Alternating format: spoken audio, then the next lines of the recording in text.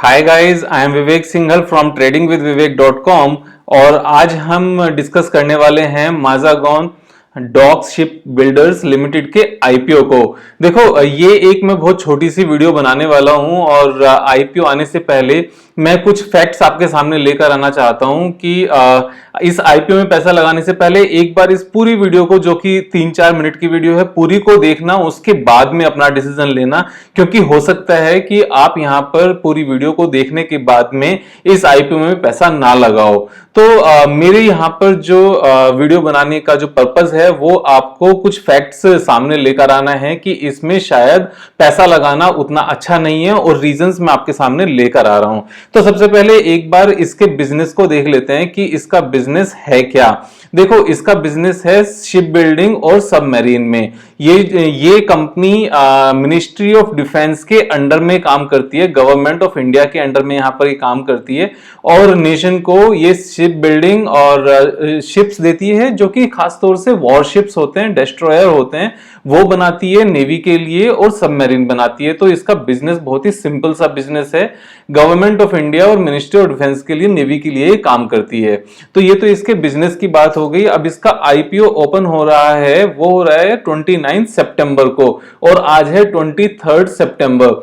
तो अब से 6 दिन बाद इसका आईपीओ ओपन होगा, और आईपीओ क्लोज होने की डेट है 1 अक्टूबर। तो 29 सितंबर, 30 सितंबर और 1 अक्टूबर, ये 3 दिन के लिए आईपीओ खुला रहेगा। और इसमें कंपनी 3 करोड़ शेयर्स का आईपीओ लेकर आ रही है, और 1 करोड़ शेयर्स उनमें से रिटेलर्स के लिए होंगे, यानी कि 1/3 शेयर्स रिटेलर्स के लिए हैं और 2/3 शेयर्स नॉन रिटेल सेगमेंट के लिए हैं।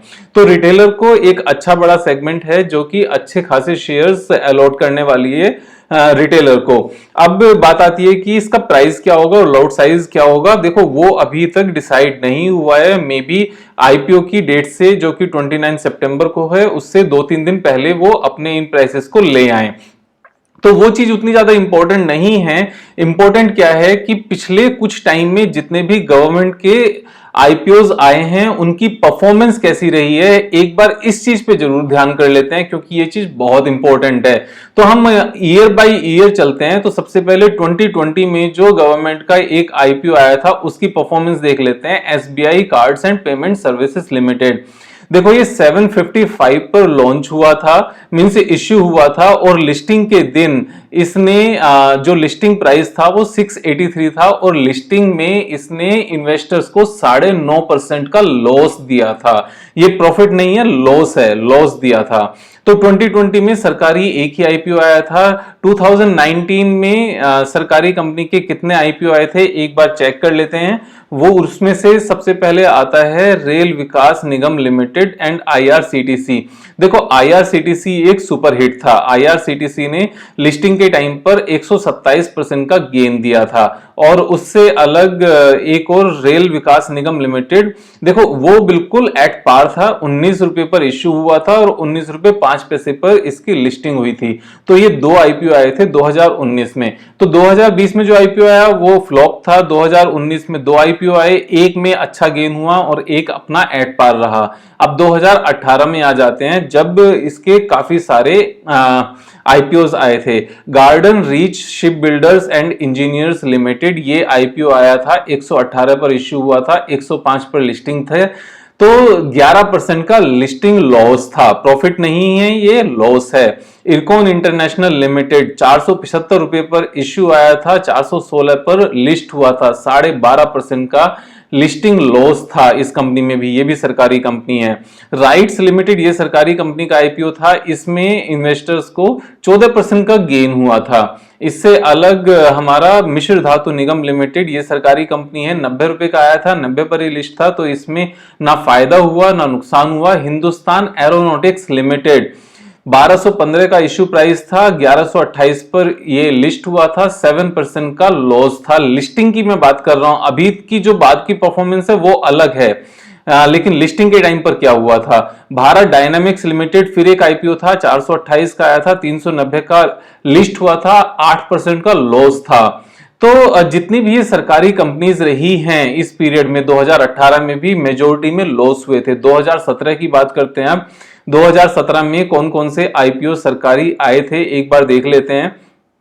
तो इसमें हमारा new India assurance company limited 800 रुपए का आया था, 725 पर लिस्ट हुआ था, 9.5% का लिस्टिंग लॉस है, फायदा नहीं है, लॉस है। General insurance corporation of India 912 का इश्यू हुआ था, 870 पर लिस्ट हुआ था, 4.5% का लिस्टिंग लॉस था। तो देखो ये एसबीआई लाइफ इंश्योरेंस 700 रुपए का इश्यू हुआ था, 708 पर लिस्ट हुआ था, सिर्फ 1% का गेन था, ओनली 1%।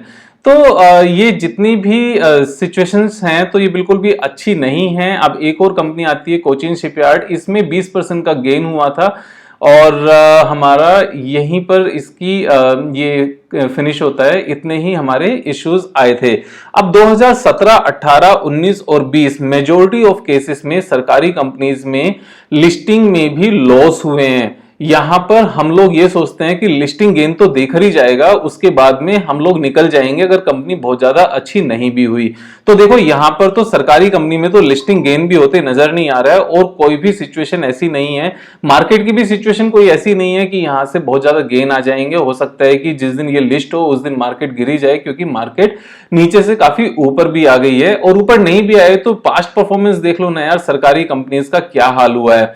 तो सरकारी कंपनीज में अच्छा एक और चीज, ये कंपनी कोई ऐसी कंपनी नहीं है, आईआरसीटीसी जैसी कंपनी नहीं है जिसका डायरेक्ट पब्लिक से लिंक है और जिसके कस्टमर्स डायरेक्ट पब्लिक है। यहां इस बात का बहुत बड़ा फर्क पड़ता है, जब कंपनी का डायरेक्ट बिजनेस पब्लिक के साथ होता है तो वहां पर वो अपनी मर्जी से पैसे उनसे कलेक्ट कर सकती है और वो बिजनेस डिफरेंट रूप ले लेता है।